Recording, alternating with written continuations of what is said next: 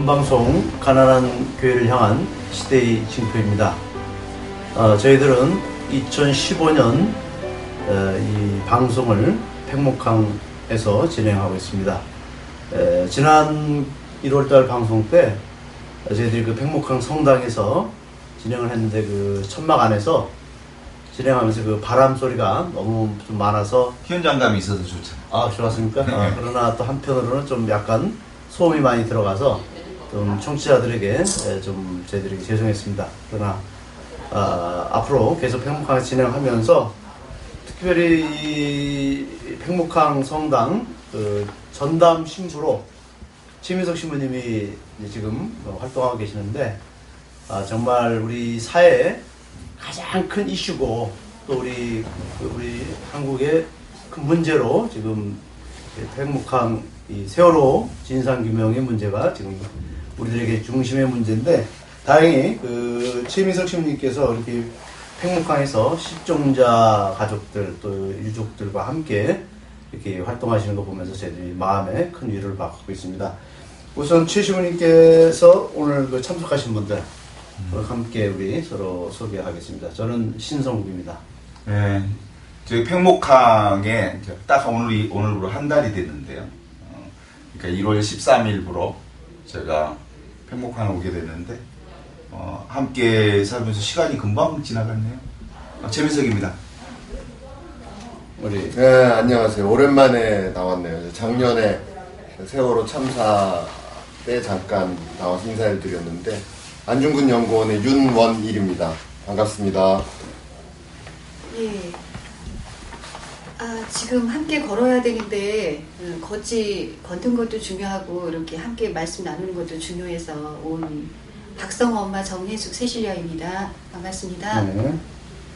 저는 성과 소비녀회 조진선 소피아 수녀입니다. 반갑습니다. 안녕하세요. 저는 해방신학연구소 김근수라고 합니다.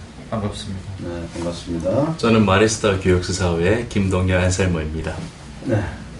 오늘 참 이렇게 2월달 우리 시대징표 방송 출연자들이 참 많아서 좋습니다. 그 최민석 신부님께서 팽목항에서 주로 활동하시는데 그 팽목항 성당을 왜 설치했고 또 주로 하시는 일이 뭔지 좀 궁금한 분들이 많아서요. 네.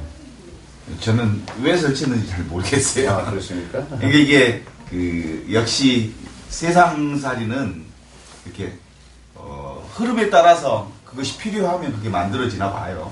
그리고 사람도 필요에 따라서 거기에 사람이 가게 되고 또 필요하면 돈도 또 그쪽으로 붓게 되고 또 필요하면 사람과 함께 연대해서 어떤 일들이 만들어지고 그런데 그런 물줄기 안에서 한국천주교회 안에 세월호의 신부가 그쪽에 파견되는 게 바람직하겠다라고 하는 어른들의 결정이 그렇게 된 것 같습니다. 그래요. 그런데 이제 최근에 보니까 세월호 관련 상황들을 보니까 사실은 세월호가 사실은 전방위적으로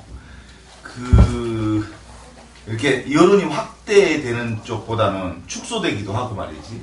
그리고 정부의 관심도 줄어들고 어떻게 보면 좀 이렇게 방해 공작 같은 비슷한 것들이 엮어져 나가고 또 구체적으로 세월호 특별법 관련해서는 예산 축소로부터 시작해서 준비 단계에서부터 이게 옵션이 걸려서 전혀 한 발짝도 앞으로 나가지 못하는 이런 상황이 노출되면서 안타까움이 많습니다.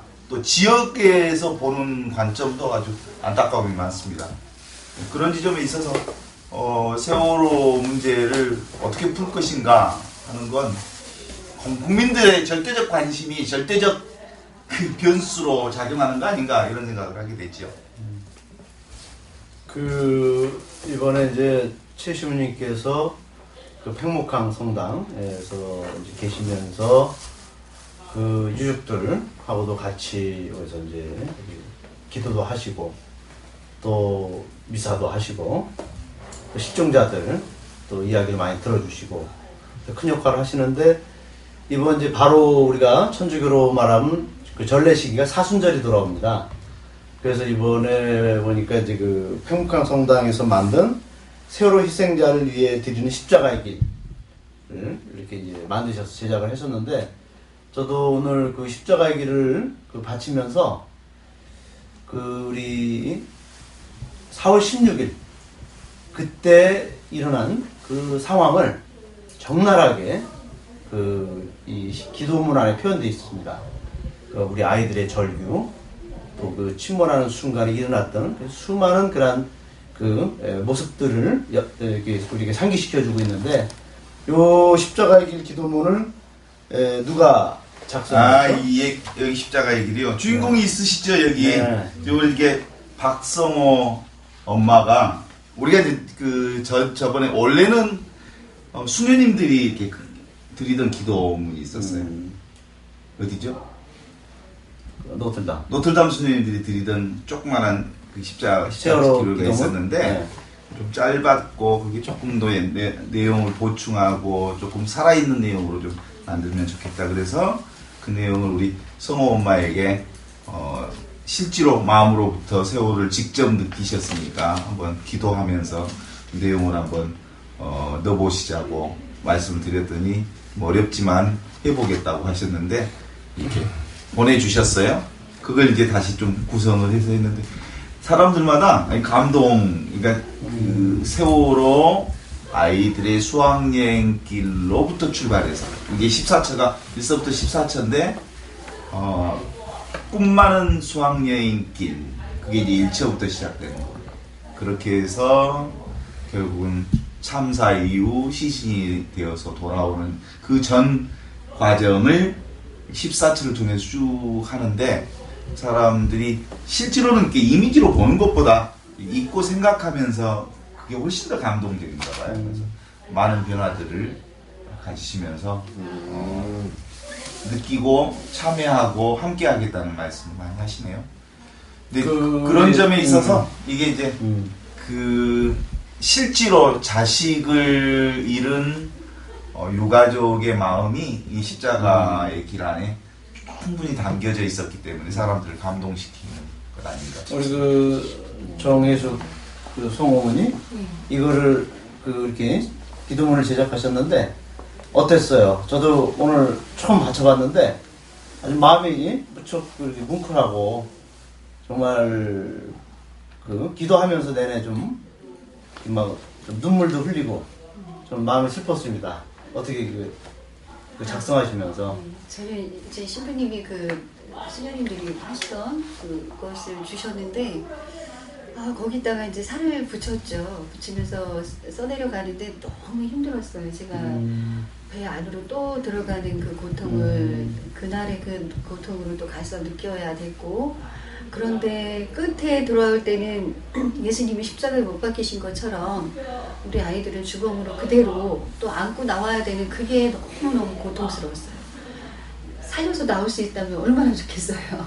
근데 그게 되지도 않았고, 또 아직도 9명은 그 세월호라는 십자가에 매달린 채 그대로 있다는 그 절규를 더 제 가슴 깊이 느끼면서 쓰게 됐습니다. 네. 근데 저는 그 아까 이제 우리 최 신부님 어려운데 이제 팽목항에 어려운 사람들이 있으니까 교회가 뭐 이렇게 하라는 뜻이었나 보다. 근데 저는 좀 생각이 다른데, 이 보편이잖아요. 보편 가톨릭이. 교회는 선도 없고 악도 없어요. 그냥 이 모든 걸 2000년 동안 다 녹여내서 만약에 선을 따라갔거나 악을 따라갔으면 이거 이미 망했다고, 교회가. 그러지 않았어요. 선, 악, 이 모든 걸 갖다가 그냥 안에 넣고 2000년 동안 용광로 속에서 중탕을 시킨 거예요, 중탕을. 그러니까 교회 안에는 오만 나쁜 게 다 있어.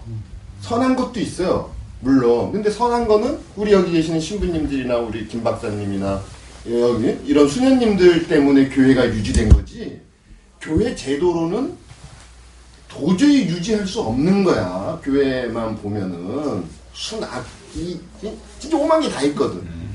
그러니까 저는 아까 이런 얘기 했지만 교회가 좀 더 근본적으로 반성하고 쇄신해야 된다. 그러니까 골고다 언덕에서 돌아가신 가난하고 고통받는 사람들의 그 예수, 그 예수가 교회 안에 있느냐 2000년 동안 진짜 진지하게 좀 우리가 반성해봐야 된다. 그리고 팽목항이 진짜 이런 고통받는 사람들이 현장이고 하면은 주교들이 다 여기 와야지. 이 현장에 있어야 되는 거지. 왜 어디가 있는 친구가 거야? 왔냐 이거지. 그럼. 네, 진짜 올 사람은 안 오고. 주교의 의장이 오고 주교들이 와 있어야지. 여기서 미사를 그분들이 해야지. 대한민국의 미래를 생각한다 그러면 아주 그냥 아까 시원하다. 본당도 없는 말단 신부 하나 갖다 보내놓고 그것도 천막 하나 딱 쳐놓고 요새 밥이나 줘? 처음에 사람들 모여드니까 그 선교나 뭐 이런 좀 알량한 이런 좀 뭐라 그래? 그 자선 중세교회의 아주 폐악이 자선이었거든. 초기에 예수님 오셨을 때 뭐라 그랬어요? 가난한 사람들은 죄인이었어요. 병든 사람들 죄인이었다고. 그 율법이 그렇게 했어요. 교회법이 그렇게 했거든.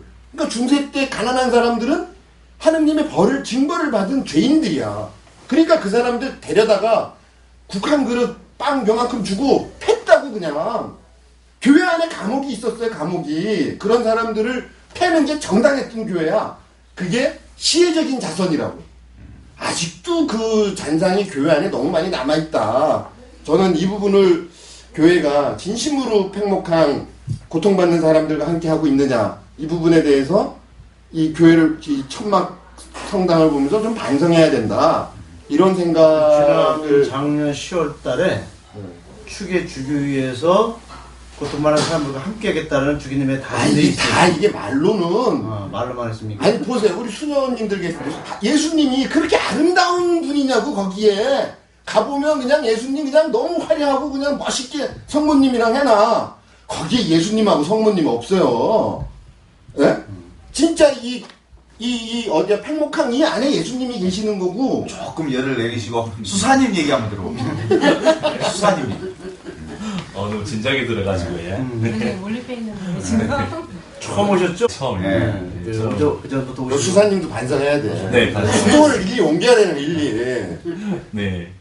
네, 뭐 저는 오늘 처음 아까 뭐 얘기하셨듯이 처음 왔고요. 그 방송이나 또 어느 책을 통해 어느 뭐 도서를 통해서 잡지를 통해서 또는 직접 얘기를 들으면서 느꼈던 것 하고는 전혀 다르다는 것을 오늘 간절히 느꼈어요. 정말 먹먹히 느껴지는 그런 슬픔을 정말 그 현장에서 아주 뜨겁게 느낀 것이 있었고요. 끊임없이 항상 생각을 하고 이렇게 또 얘기를 나누고 또 기도도 하고 하는데 더욱더 이제 우리는 남이 아니기 때문에 더욱더 함께 해야겠다는 것이 생각이 참 많이 들었습니다. 어느 부분에서 본다면은 저도 유가족 중에 한 명이라고 저는 생각이 들어요. 국민이 유가족이듯이. 그렇죠. 아니 근데 마무리를 좀 합시다. 근데 저는 교회가 그런 시각으로 보는 게 문제가 있다. 실제로 이렇게 같이 하는 게 고통받는 사람들을 같이 하느냐라는 의문이 제가 진짜 어릴 때부터 나서부터 지금까지 교회를 다니는데 이게 시간이 지날수록 이 교회 제도에 대해서는 제가 굉장히 이렇게 실망하고 분노하기도 하고 그래요. 근데 하여간 그런데 이제 이런 분들 때문에 교회가 유지된다는 거. 또 어쩌면 또 저 같은 사람 때문에 가톨릭이 또 유지되는 거지. 요즘에 그런데 이명박 자서전하고 비슷하네. 그런데 각성한 신앙이잖아요. 근데 이제 또 중요한 거는 저는 이 세월호 참사가 우연이 아니다라는 거예요. 그리고 이 참사가 앞으로도 대한민국 한국 사회에서는 반복적으로 일어날 소지가 굉장히 많다는 거지. 보세요. 이 원인이 뭐냐? 우리 그 세월호 사건 났을 때 그 진도 그 상황을 TV 중계로 다 봤어요. 원인이 뭡니까? 원인이. 그건 45년에 저희가 해방됐을 때, 대한민국이 해방되고 났을 때, 처음 이 나라를 만드는 행정제도를 만들잖아요. 미군들이 처음에 남쪽을 점령을 했어요. 미군이 와서 처음에 한 게 뭡니까? 미군정을 했어요. 통치를 했어. 통치할 때 첫 번째 한 게 뭐냐면은 친일 경찰들을 대상으로 국민들을 억압하는 통제 구조를 제일 먼저 복원했어요. 그래서 거기서 뭐 사회주의 얘기를 한다든가 미분정에 반대되는 얘기를 한다든가 남북 통일을 얘기한다든가 하면 무조건 잡아가고 패 죽였어. 예? 그 대표적인 사람이 김두한이에요. 그 처음에 복원한 게 공권력, 경찰력을 복원했어. 그 다음에 행정력을 복원했는데 그 행정력이 어떤 거예요? 일제시대의 행정력을 그대로 다 넘겨받았어요. 공무원들도 그 행정공무원들이 다 들어온 거예요. 일부 친미파 이 인사들이 여기에 좀 들어왔죠. 평안북도 출신의 뭐 이런 분들, 평안도 출신, 이런 사람들이 좀 들어왔어요. 그러니까 기본적으로 한국의 행정체계는 뭐냐면 일제시대 때 가지고 있었던 수탈과 억압, 강압하는, 감시하는, 통제하는 행정기구였어요.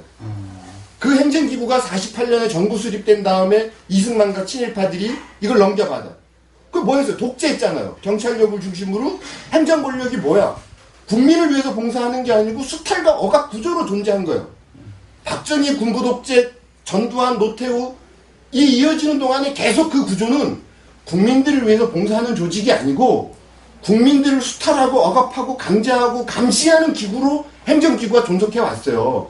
이게 민주화 운동을 통해 가지고 일정 부분 조금씩 내부적으로 국민들을 위한 기구로 변화하자고 우리가 주장을 해왔지. 그리고 그렇게 바꾸려고 애를 썼어요.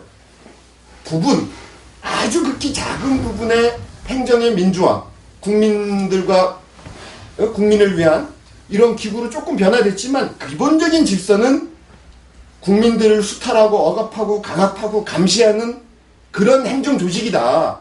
그 조직이 존재하고 있는데 저 세월호가 다시 반복되지 않을 수 있습니까? 지금 정부가 해경 뭐 몇 개 이 실제로 이 업무와 관련되어 있는 조직을 개편한다고 합니다. 그거 가지고 되겠어요? 이 세월호 참사를 바꾸려 그러면 진짜 정치 지도자들이 뜻을 모아서 국가 권력을 해체하고 새로 재편해야 돼요. 그 문제에 대해서 고민해야 됩니다. 언론도 그 얘기 해야 돼. 국민도 그 부분에 대해서 관심을 가져야 돼요. 책임자 처벌이 아니야. 국민을 위한 행정기구, 국가기구로 바뀔 수 있는 근본적인 권력구조의 해체. 이게 되지 않는 한 이 참사는 반복된다. 그리고 이 전례는 그런 독재 권력을 유지하기 위해서 간첩 조작하고 사람들 고문하고 패 죽였잖아요. 그런 똑같은 공권력이 지금도 유지되고 있다. 그러면 어디로 가요? 독재자만 쳐다본다고 행정가들이. 행정을 하고 있는 기관들이. 그러니까 여기 세월호 참사에 저 희생자들이 어디 있어요? 그 사람들은 자기 진급시켜주는 사람, 자기가 돈 벌 수 있는 구조에만 눈이 멀어져 있어. 그게 70년의 역사예요. 그래요. 이 근본적인 개혁이 이루어지지 않으면 대한민국의 미래는 없다. 그리고 얘기의 핵심은 거기에 맞춰져야 된다. 책임자 처벌이 아니야. 국가 권력 구조의 해체와 재편. 그럼.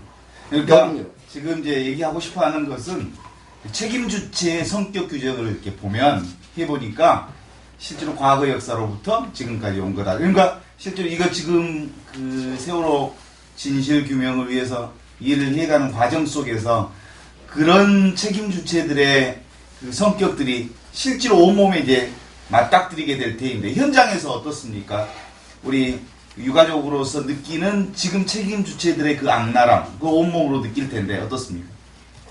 첫날부터 기가 막혔죠. 첫날부터 일어나지 말아야 될 사고였고 떠나지 말아야 될 배였는데 떠나면서 어느 누구도 책임지지 않았고 해경은 물에도 제대로 못 들어가는 해경, 구조에 참여도 제대로 못하는 해경의 모습을 보여줬고 그렇게 컨트롤 타워라는 것은 그렇게 다 모두 움직였고요.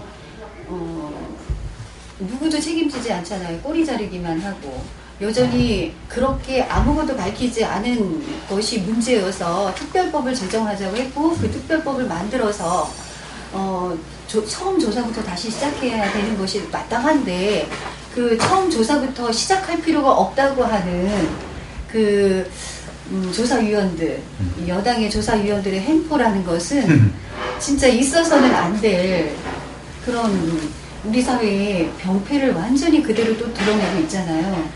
이게 너무 고통스럽고 힘듭니다, 사실. 아침에 봤더니 그 통계 중에 네. 조사준비위원회 예산 중에 240억 되는 예산 중에 기초조사 부분이 가진 거 제로예요. 그거 100% 잘라버렸더만요. 예. 이게 기초조사를 안 하겠다는 말이고 네.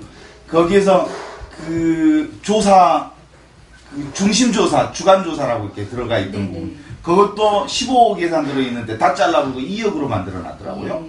이 급한에서 어떻게 그 조사 준비가 가능하겠느냐. 벌써 이게 눈에 선하게 보일 텐데. 있지만 봐도 지금까지 300일이 넘도록 1년이 다 돼가도록 아무것도 밝혀진 바가 없으니 다시 시작하는 게 당연한 거잖아요. 근데 그걸 안 하겠다고 하는 저 사람들이 왜 그럴까요? 국민들한테 묻고 싶습니다. 수녀님은 보실 때 어떻습니까? 지금 이렇게 어떻게 가는 것이 바람직한지, 지금 이게 이런 상황으로 계속 절망과 우리 지금 유가족들이 받는 그 정부기관으로부터 당하는 절망감, 그 절벽, 소통 부재, 여기서 느끼는 그 외로움이 섬뜩한 정도로까지 가고 있는 것 같다고 그러는데, 국가 권력이 잘하는 일은 분리시키는 거죠. 유가족과 또 어떤 사건이든 피해자와 가해자 그리고 제3자들을 분리시켜서 문제를 이렇게 냉혹하게 바라보게 하는 거예요. 제가 볼 때는. 그러니까 밀양이나 강정이나 그 삼척이나 그 주민들을 분란시키고 그래서 사건을 굉장히 이렇게 지연시키기도 하면서 이제 분열을 통해서 자기네가 얻는 기술이 최고로 발달한 것 같아요. 근데 제가 볼 때는 저가 이제 성찰하는 차원에서 저는 이제 뭐 엄격히 따지면 이 자리에 나와서 말할 자격도 없는 사람이기는 한데 이제 현장을 이런 현장 저런 현장 다니면서 항상 특히 세월호에 관련해서는 잊지 않겠습니다. 그리고 행동하겠습니다. 그렇게 가만히 있지 않겠습니다라는 말을 계속 서명하고 활동하지만 대체 내가 무엇을 하고 있었는가. 구체적으로 이 세월호 사건이 나와 정말 진심으로 관련이 있다고 생각한다면 내가 이 정도로 머무를 수밖에 없었던가. 그러니까 가만히 있지 않겠다는 나의 행동은 도대체 이 사회 안에서 어떤 역할을 하고 있는가.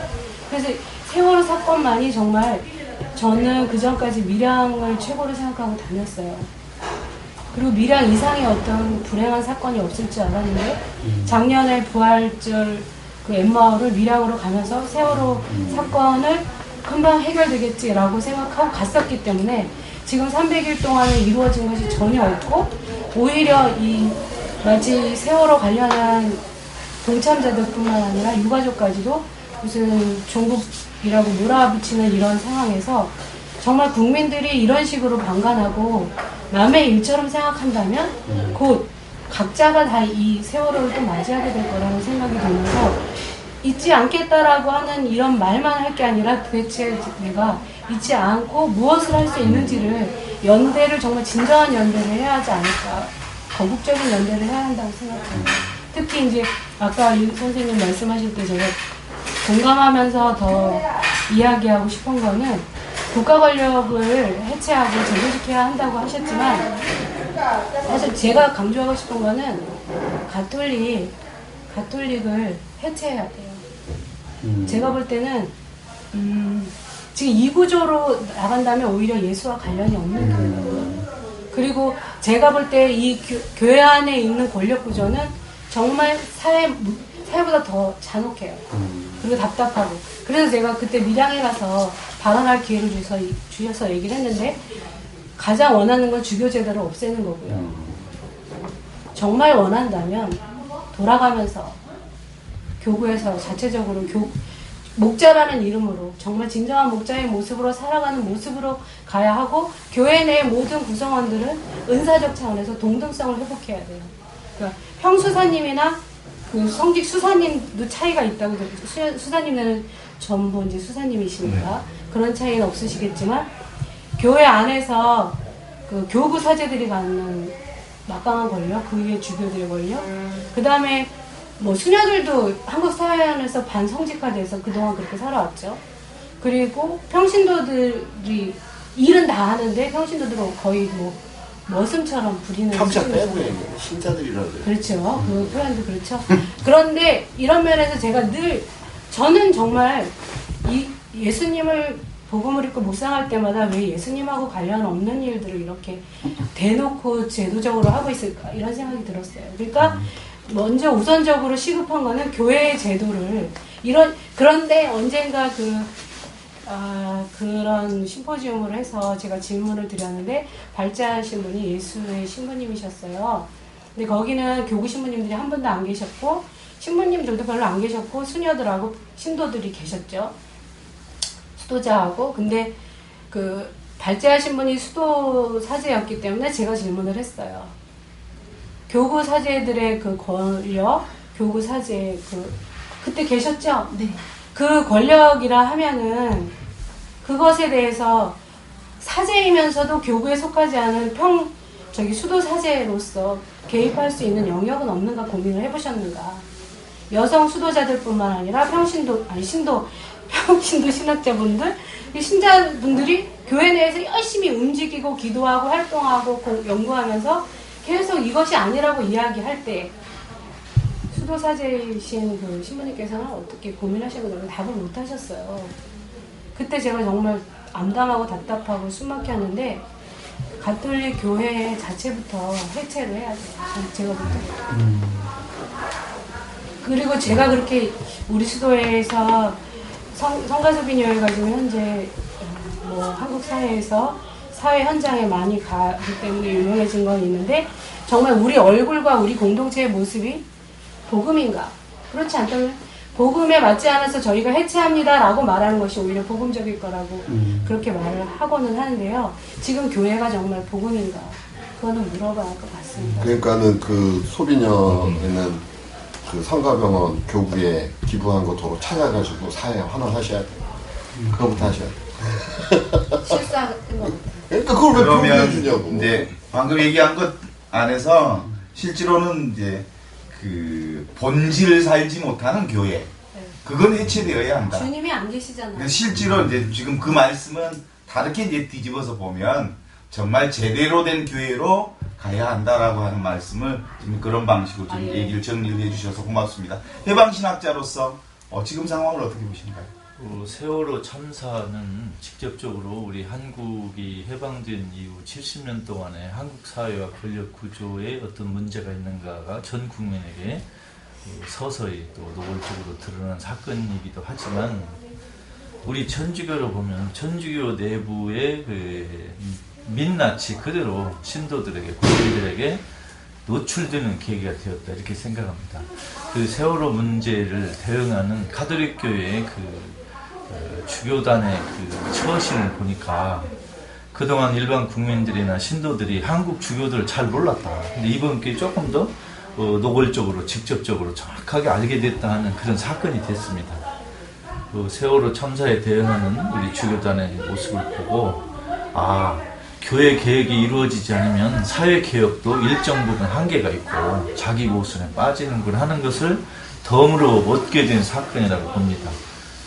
그래서 예를 들면 지금 한국 주교단 30명이 넘는 주교들 중에 팽모방에 와본 사람이 과연 몇이나 될까? 제가 알고 있기로 하면 절반도 못 왔을 것입니다. 그리고 세월호 문제가 가톨릭 교회 내부에 얼마만한 비중을 차지하는가? 아마 교구 사제 인사이동보다도 덜 중요하게 여겨질 거라고 저는 짐작하고 있습니다. 그 정도 생각으로 어떻게 교회를 이끌어가는지. 그래서 이 세월을 보면서 간접적으로 교회 문제를 노출시켰고 이 문제에 관한 논의가 좀 필요하다 이렇게 생각합니다. 저는 개인적으로 세월을 보면서 세월호 희생자들을 이렇게 생각하면서 예수의 죽음, 예수를 좀 더 가깝게 절실하게 느낄 계기가 됐고 또 세월호 유가족들을 통해서 그 마리아의 심정을 다시 느끼는 계기도 됐고 또 이 세월호 가족들하고 마음으로 기도를 함께 하면서 예수를 조금 더 잘 아는 그런 계기가 됐다고 생각합니다. 또 하느님이 어디 계셨는가? 우리 세월호 희생자들이 바다 속에 있을 때 하느님이 어디 계셨는가 하고 많은 신학적 질문을 했는데 하느님은 배 안에 계셨다 이렇게 생각합니다.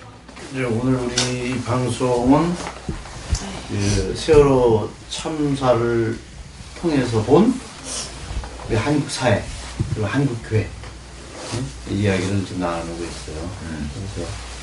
그래서 우리가 이제 이 윤원일 부원장께서는 그 국가 시스템 자체가 일제 식민지의 뿌리를 둔 채 지금 우리 계속 그 시스템이 유지되고 있기 때문에 지금 이런 참사는 이미 박근혜가 그 부정선거로 당선된 순간부터 이 세월호 참사는 이미 예고된 참사였다라고 보는 것이고, 그리고 우리 이제 수연님께서는 우리 한국교회 이대로 이 한국교회는 예수와 전혀 무관한 교회, 이런 고통의 현장을 외면하고 교회 자체의 어떤 그런 부와 명예, 권력만을 누리려는 이런 자세는 국가의 시스템과 똑같은 시스템으로 교회가 가고 있다.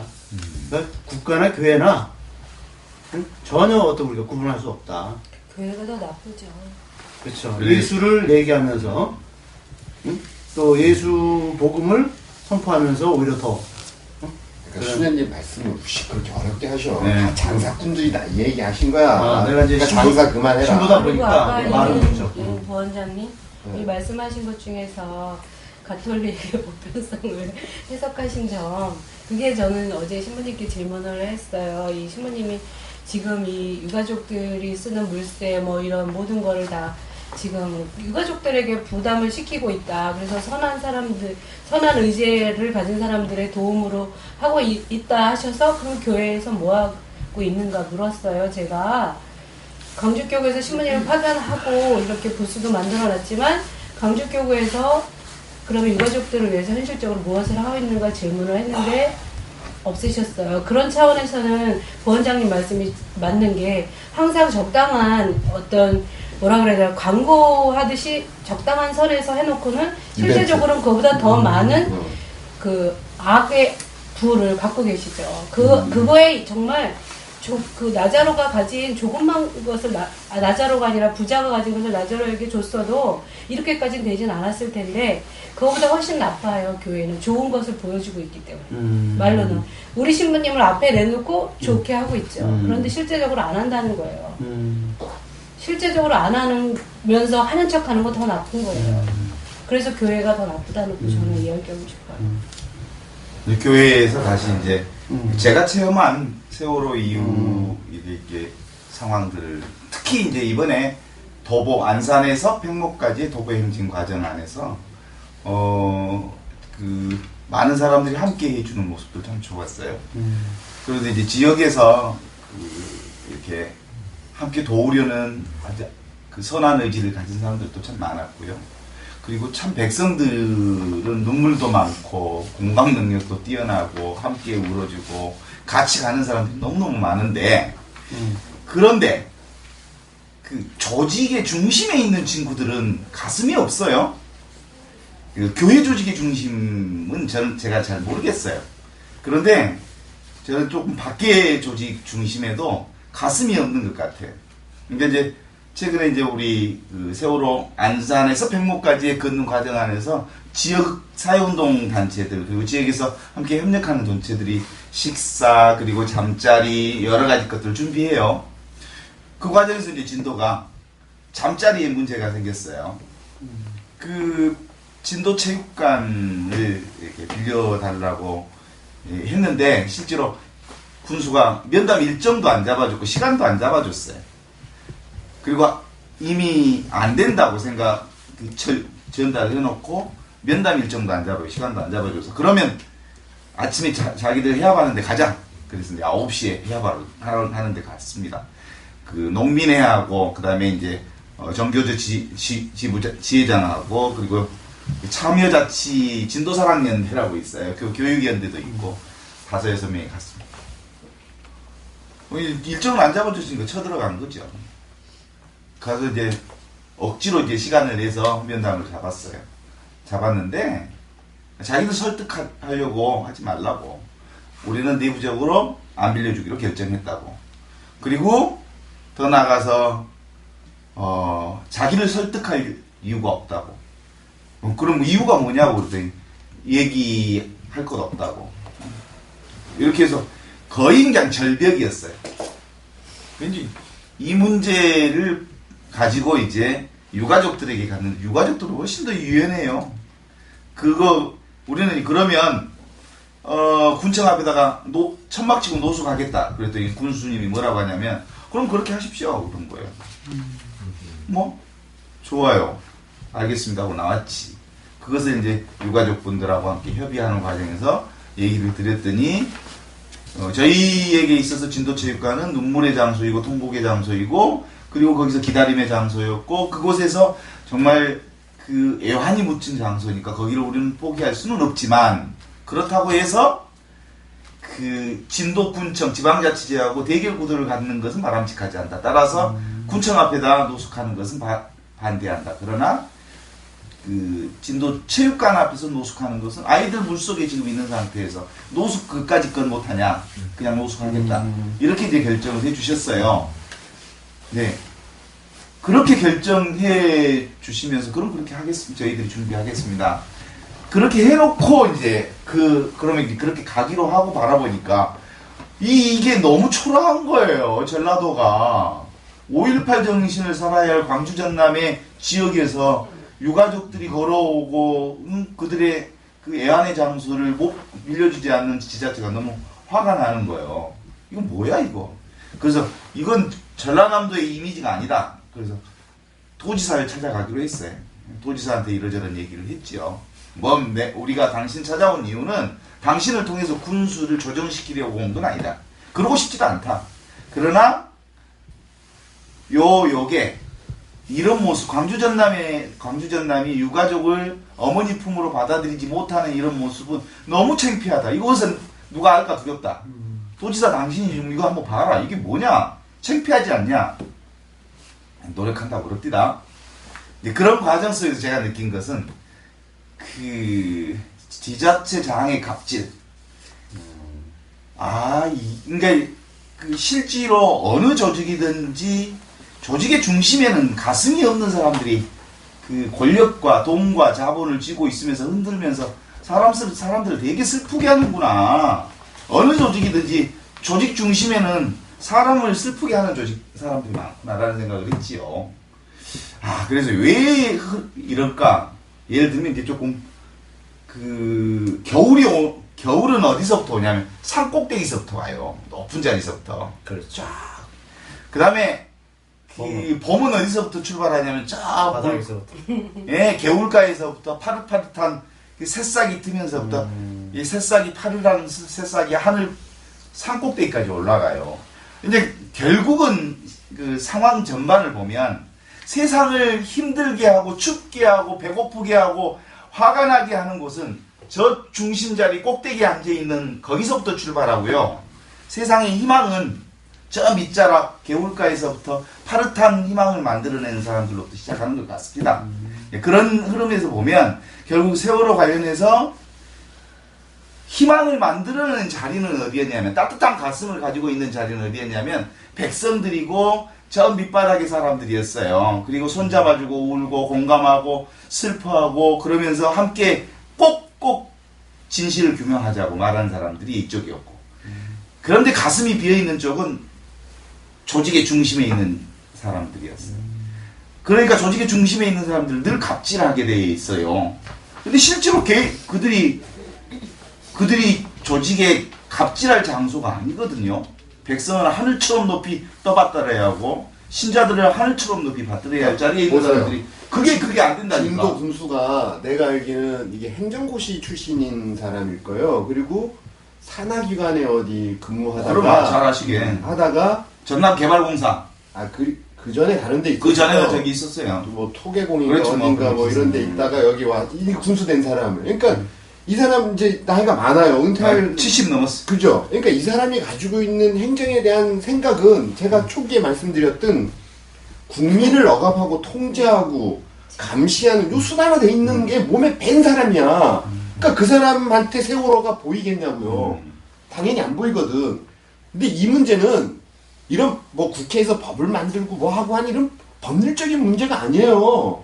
이건 인류 보편의 윤리적인 문제라고. 윤리적인 문제. 예? 인간 본성에 관한 문제야. 그게 존중받느냐 못 받느냐 여기에 관한 문제지. 이걸 무슨 법으로 만들고 이래야 되는 그렇지. 문제 아니란. 그렇지. 우리나라 행정 조직 안에 행정 권력 안에 그런 윤리라는 건 없다. 예? 그렇기 때문에 이 권력이 해체되어져야 되고 아까 수녀님 말씀하신 거 교회가 그러면은 이제 예수님 말씀대로 나서서 거기 앞장서서 해야 되는데 못 하잖아요. 그럼 우리가 할 일이 뭐냐? 난 이 얘기도 좀 진지하게 여기까지 나왔다 그러면 그렇지. 진짜 수녀님들 우리가 뭐 하자고 제안하면 제가 이제 예를 하나 들게요. 2000년부터 제가 대구에 내려가서 대구 교구에 그 골프장 있어요. 예? 골프장. 803 골프장. 이게 이제 대구 교구가 그게 그거예요. 뺏어간 거야. 대구교구에서 운영하는 거예요. 예, 그거를 제가 2099년 말부터 해서 2000년부터 대구 교구하고 싸우기 시작했어.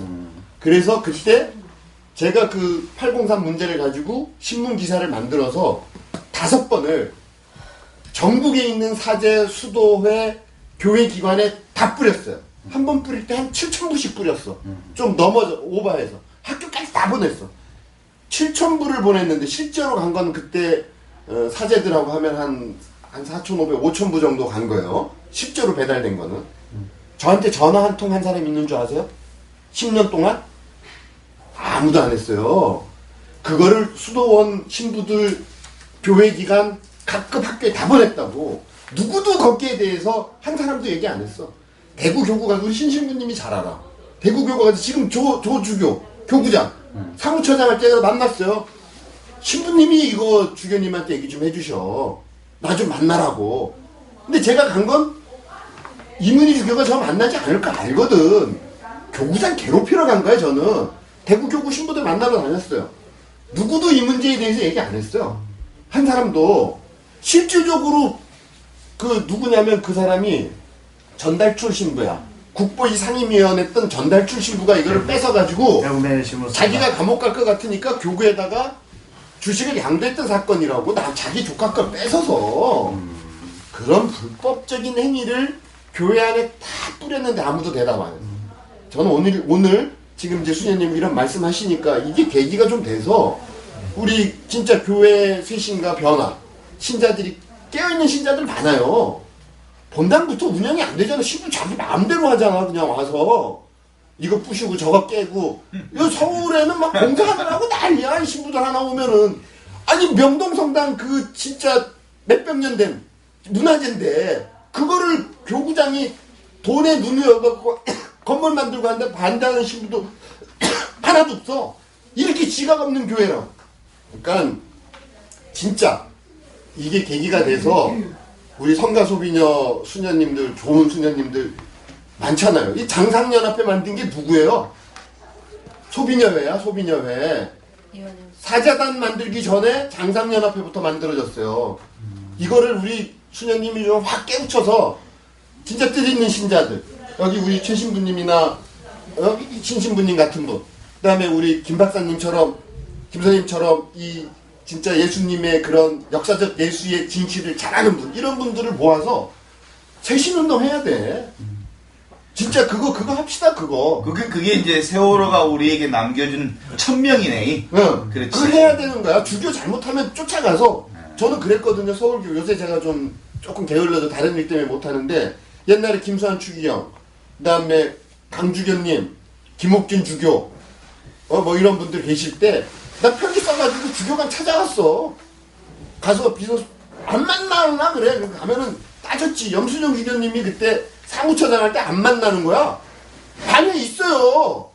근데 수녀가 없대는 거야. 그래서 있는데 왜 없다 그러냐고. 그래서 내가 들어갔지. 들어가서 신부님 보고, 염수영 주교님 보고.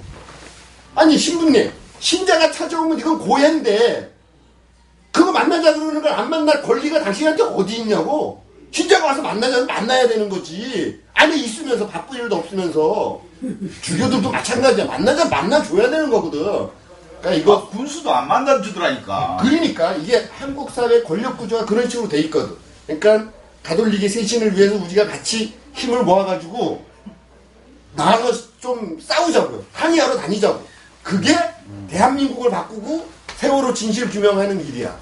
같이 합시다. 아니 김근수 선생님 왜 이렇게 백성들은 대부분 착한데 늘 악행은 이게 조직의 중심에 있는 사람들로부터 이렇게 악한 기운들이 흘러나오는 거예요.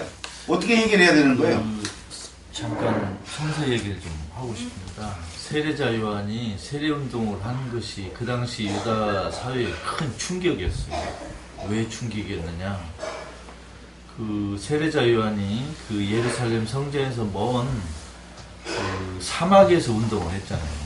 그게 뭔 뜻이냐면 예루살렘 성전을 중심으로 한 사제 권력에게는 구원이 없다라고 선언하는 거예요. 그래서 백성들이 놀란 거죠. 구원은 성전에서 오는데 어떻게 사막에서 오느냐. 그래서 예수가 그 세례자 요한에게 세례받은 것은 그 예루살렘 성전을 중심으로 한 대사제들 볼 때는 굉장히 불쾌하고 충격적인 사건이에요. 그러니까 방금 왜 성전에 조진선 와서 수녀님이 얘기한 것처럼 교회 해체해야 된다 이런 얘기하고 똑같은 거네? 해체라기보다 하여튼 판을 다시 짜야죠. 네, 판을 다시 짜야 된다. 판을 좀 뒤집는다 그럴까요? 이대로서는 안 된다 이런 뜻이고, 물론 예수도 예루살렘 성전에 이제 절기를 지키러 가기는 갔는데 깃발은 시골에서 들었잖아요.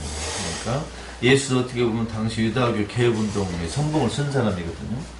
근데 지금 이번에 세월호 사건을 보면서 정말로 희망은 변두리에서 주변에서 오는데 부패는 중심에서 시작된다는 게 말이죠.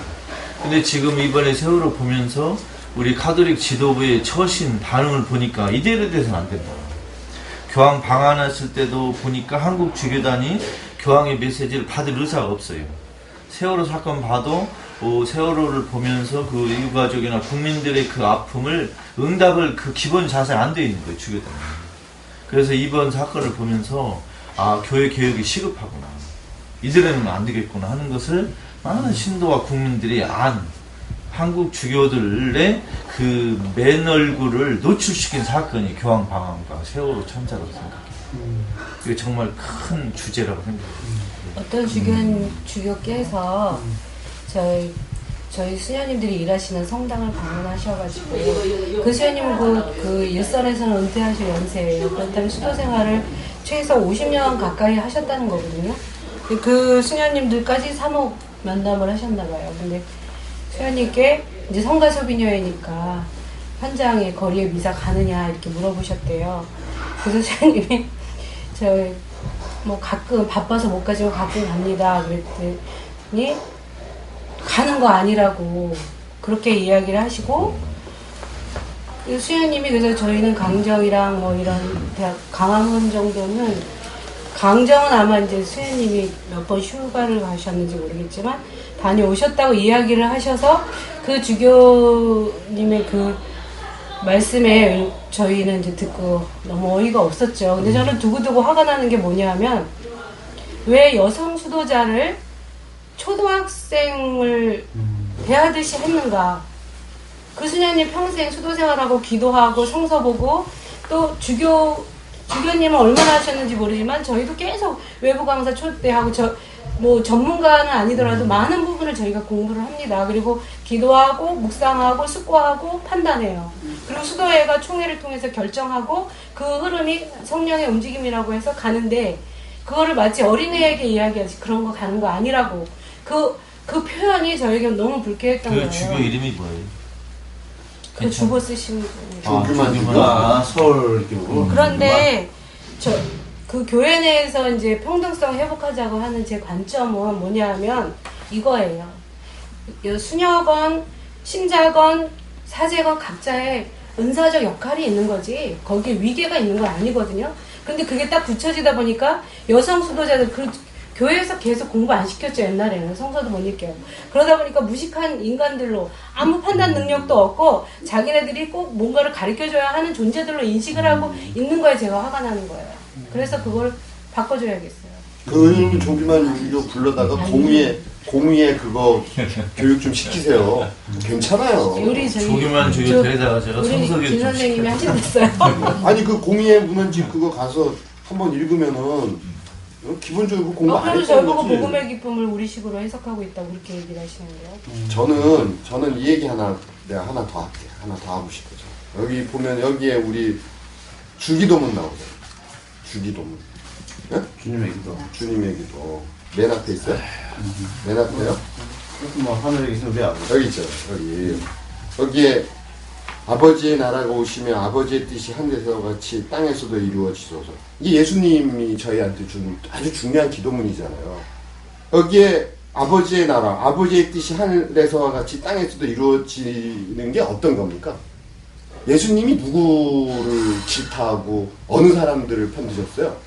고통받고 가난하고 병들고 어려운 사람들을 편들었어요. 여기는 그 사람들이 주인 되는 나라를 말씀하신 거예요.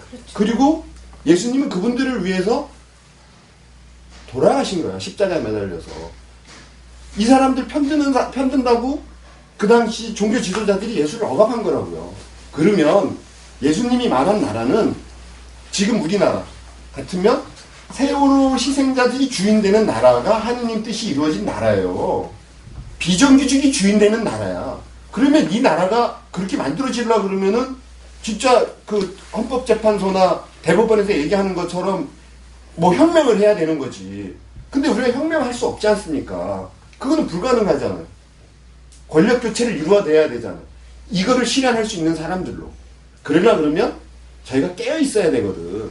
저희가 깨어 있으려 그러면 아까 제가 말씀드린 것처럼 우리 수녀님이 소비녀회가 앞장서고 저희가 도와드리고 신학적으로 우리 김 박사님이 김 선생님이 제공을 하고 우리 세월호 엄마들이 진짜 목매이게 사람들한테 현장을 알려주고 우리 선생님 성함이 어떻게 되시죠?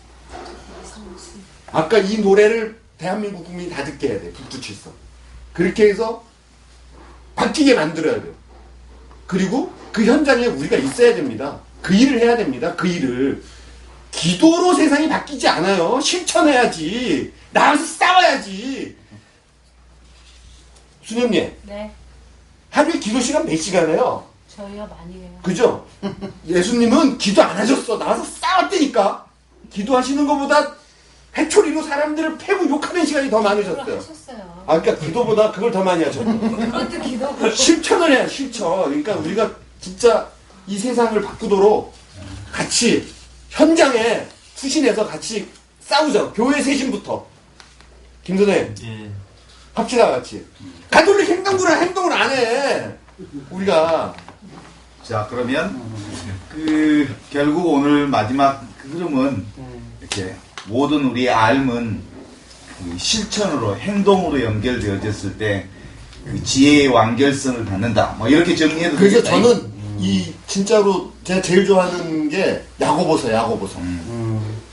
야고보서. 그 읽을 때마다 마음에 들어 저는. 예. 원래 베드로 사도보다 야고보 사도가 최고야 최고. 근데 이게 이상하게 바뀐 거지. 그러면서 예수님이 없어지기 시작한 거지. 근데 저는 아까 말씀드렸듯이 이제 민주주의도 풀뿌리서부터 이렇게 해서 이제 거대하게 연계가 돼야 되듯이 이 현장에서 계속 있지 않겠다고 가만히 있지 않겠다고 하는 무리들이 다 또 연결이 돼야 되는 게 시급한 것 같아요. 왜냐하면 하다가 지치고 나면 또 다른 사건 생기면 이번에 진짜 이런 식으로 지금 현장에서 계속 그렇게 가요. 이번에 가만히 있지 않을까 하는데 그 이상이 없는 거예요. 제가 볼 때. 그래서 지금 그 이상을 만들기 위해서 지금 우리 신부님들 또 그 사제단 만들었던 신부님들, 민주화운동했던 분들, 통일운동했던 분들, 또 독립운동에 헌신했던 그 후손들 이런 분들이 다 모여서 그 대한민국 사회를 바꾸자. 민주주의를 이게 민주주의 우리 보면은 민주주의가 됐는데 민주주의가 위협을 받고 있는 것처럼 국민들이 생각하잖아요. 민주주의가 된 적이 없는 나라야 우리나라는. 지금까지 70년 동안 이 독재와 친일파들하고 싸우면서 민주주의를 조금씩 만들어가고 있는 거지 민주주의가 만들어진 적이 없는 나라거든. 그래서 이 민주주의를 만드는 일, 그 다음에 이 민주주의를 만들기 위해서 지역주의에 기반한 양당제를 타파하고 이 정치제도 개혁을 이루자. 그게 사회 변혁을 이루고 분권화를 이루자. 행정 권력을 해체하자. 이걸 위해서 지금 전국에 강의도 다니고 모임을 지금 조직하고 있거든요. 그러니까 수녀님들도 다 회원으로 가입하셔서 회비도 내고 돈이 있어야 시작을 하니까 예? 모임하면은 다 나오셔서 강의도 듣고 여기 광주 왔다 갔어요 강의하러. 저 함신부님 모시고 여기 앞장서신 분이 함신부님 때문에 대한민국 가톨릭이 안 망해요. 가톨릭 두셔야 되는데 자꾸 끝까지 하신대잖아. 그래서 이 광주에서도 하고 목포에서도 했거든. 또 올 거야 또. 해야지. 그때 선생님 와서 소개 한번 해주세요. 에이. 예, 저희가 최 신부님 좀 연락 한번 드릴게요. 예. 여기에 앞장서서 같이 나서 싸워야 되는 거야. 이거 하면 돼. 자, 그럼 이제 마지막 정리하겠습니다. 네, 그래요. 정말 우리가 세월호의 이 눈으로 이 세상을 바라보면 우리가 어떻게 살아야 될지 분명히 답이 나옵니다. 길이 나오고. 그래서 저는 우리 특히 주교들이 우리나라 한국 천주교는 이 주교들의 권력이 절대 권력이에요. 정말 복음이고 뭐 교회법이고 윤리고 다 없어요. 그냥 주교들이 다 그런 자기들의 어떤 건 독재자처럼 그렇게 행세하고 있는데, 근데 그 주교들이 지난 2014년 추계 정기총회를 마치면서 했던 다짐, 주교들의 다짐을 읽으면서 이분들이 요것만 해주면 그나마 우리 교회가 쇄신되고 정화되는데 과연 하고 있는가, 이 질문을 던지면서 이 방송 마칠까 합니다. 첫째, 우리가 먼저 찾아 나서면서 소통하고 연대하기 위해 노력하고자 합니다. 먼저 찾아 나서겠다. 근데 한 번도 팽목항에 오신 주교님이, 제가 알기로는 김의징 대주교님, 여기 교부장, 네. 그리고 옥현진 주교님 이외에는, 수원교구 이용훈 주교님 이외에는 안 계셔요. 먼저 찾아 나선다고 했고 소통한다고 했고 연대한다고 해놓고 아무것도 하지 않고 있습니다. 그러니까 이렇게 주교님들이 말로만 이렇게 번지르르하게 하고 하지 않으면은 그 다음에 누가 안 합니까? 신부들이 안 하는 거예요. 신부들도 똑같이 말로는 늘 아주 거창하고 거룩하지만 그런 행동하지 않습니다. 왜? 윗사람을 본받거든요. 근데 이 두 분 와 있잖아. 네, 우리는 뭐 그러니까 교회가 안 망하는 거예요. 안 망합니까? 네. 우리까지도 그러면 하지 말아야 되겠네요. 그 다음에 신부들이 그렇게 또 하면은 우리 신도들도 또 늘 말로만 할 뿐입니다. 그래서 주교님들부터 먼저 정말 행동으로 모범을 보이지 않으면 이 교회는 정말 이대로 그냥 망하고 부패해버릴 수밖에 없고, 그 다음에 두 번째로 우리는 스스로 사치한 생활을 청산하고자 합니다. 사치한 생활을 청산하겠다고 했는데 지금 교구마다 골프 치는 신부들이 갈수록 증가하고 있습니다. 신부들이 모이면은 뭐 사목 얘기, 우리 가난한 사람 어떻게 정말 함께 할 것인가, 세월호 문제 얘기 안 합니다. 골프 얘기합니다.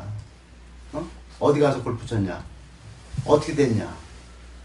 더군다나 이번에 박근혜 부정선거로 당선된 아주 사악한 그 인간이 또 골프 활성화시키겠다 라고 하니까 좋아했던 아주 반색했던 사람들이 누굴까? 대구 교구지 뭐. 대구 교구 어떤 골프장하고 주교님이 또 그렇게 젊은 신부님들한테 얘기하셨대요. 한 살이라도 젊었을 때 골프를 쳐라. 배워라. 주교님이. 배워라. 예. 진짜. 그러니까 그게 복음인지 몰랐어.